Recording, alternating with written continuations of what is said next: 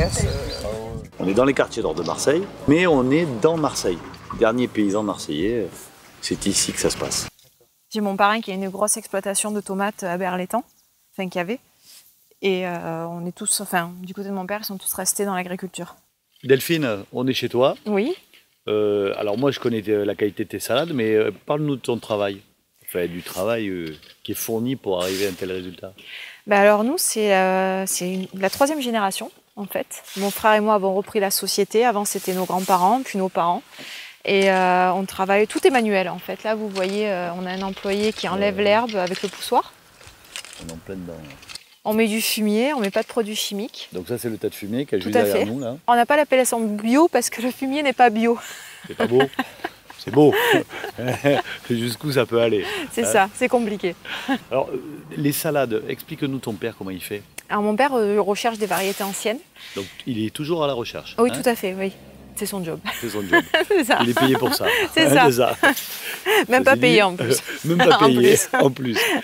Donc il recherche des variétés anciennes qui ont des variétés. Vous faites des essais. Oui. Ouais. On voit ce que ça donne, on voit si ça résiste bien aux températures, aux maladies, aux pucerons.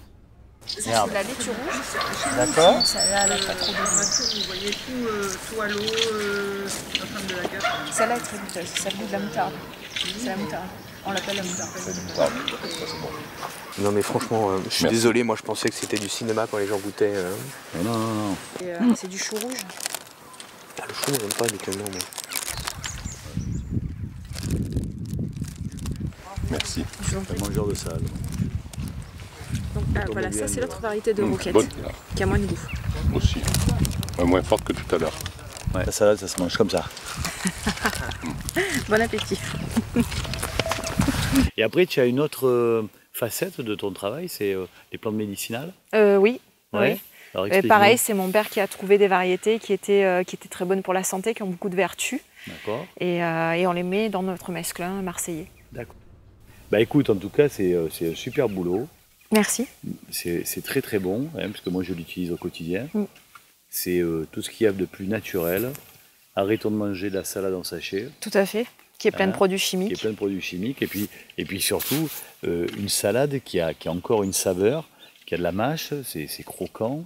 Chaque salade a vraiment un goût particulier. Ah ouais. Et c'est ce mélange-là, parce que je sais que tu n'en parles pas, mais tu fais le mesclin marseillais, le mesclin niçois, le mesclin la salade marseillaise. Ah ouais, la salade marseillaise. La roquette, l'épinard. À chaque fois, il y a un mélange qui donne à chaque fois une saveur un peu différente.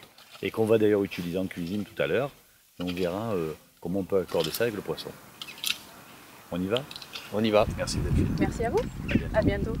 Au revoir. Merci. Au revoir.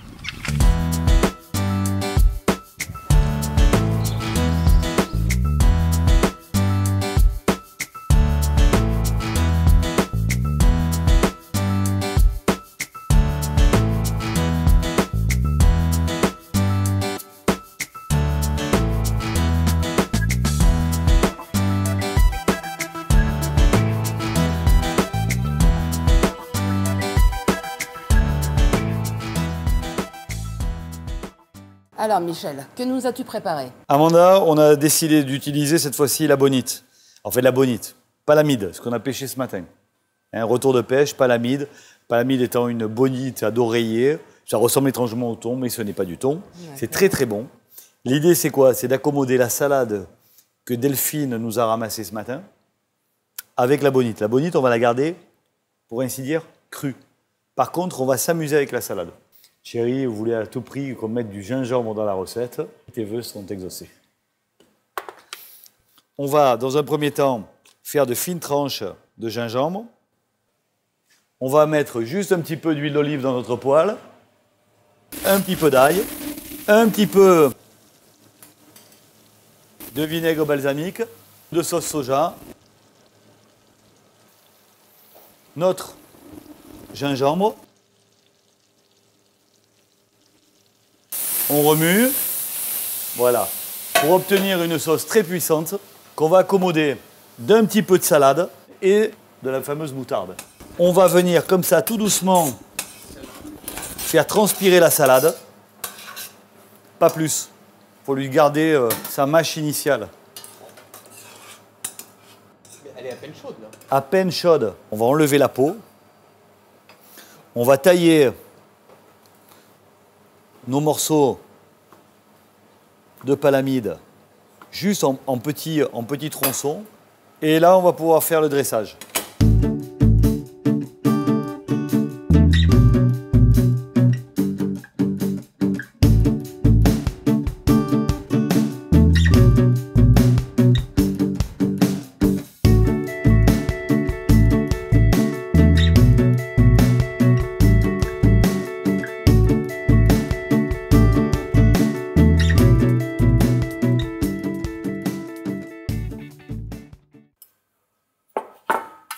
On a notre mélange de salade qui est encore croquant, qui a encore du goût. La salade est juste tiède. On vient récupérer ce qu'il y a dans le reste de la poêle et c'est ce qui va servir d'assaisonnement.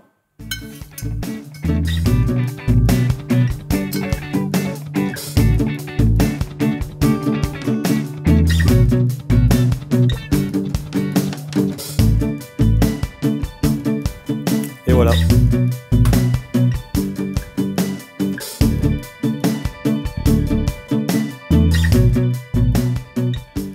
Bonjour Guillaume. Alors, qu'est-ce que tu nous amènes, Michel là? Alors, on est sur des palamides. Alors, la palamide, on est sur une variété de bonite, un poisson que j'affectionne. On est en poisson bleu, pas cuit du tout, juste légèrement mis à température ambiante de la pièce. Tout ça agrémenté d'une salade de chez Delphine avec l'épouse de moutarde pour faire plaisir à notre ami Thierry, ici présent. Oignons, julienne de gingembre. Et après, la sauce, côté très exotique avec soja, balsamique, toujours de l'huile d'olive. Une pointe d'ail, indispensable dans cette région, hein, on est encore sur le régime crétois. Et bien sûr, juste à l'envoi, un trait de citron. Parce que voilà, j'aime l'acidité, j'aime rajouter comme ça à chaque fois un peu de vitamine dans les plats. Les poissons crus, on garde toute la qualité, même des graisses, hein, parce que tous ces poissons bleus, c'est des poissons qui sont plus gras que le poisson blanc qu'on a vu ce matin. Avec les oméga. Et avec les oméga 3, donc avec des graisses qui sont protectrices hein, pour tout ce qui est les maladies du foie, le cholestérol et même l'athérosclérose, donc qui a des conséquences sur le cœur et toutes ces pathologies. Et donc le fait de ne pas le faire cuire, ça préserve la qualité de ces graisses qui sont très fragiles à la cuisson, puisque on le sait, alors l'huile d'olive, elle tient à la cuisson, puisque c'est des graisses monoinsaturées, mais elles restent insaturées, donc positives, alors que les oméga 3 sont polyinsaturés, donc ils sont plus bénéfiques pour notre santé, mais ils sont beaucoup plus fragiles pour ça. Donc c'est vraiment important de ne pas le faire cuire, d'ailleurs, pour garder la qualité du produit.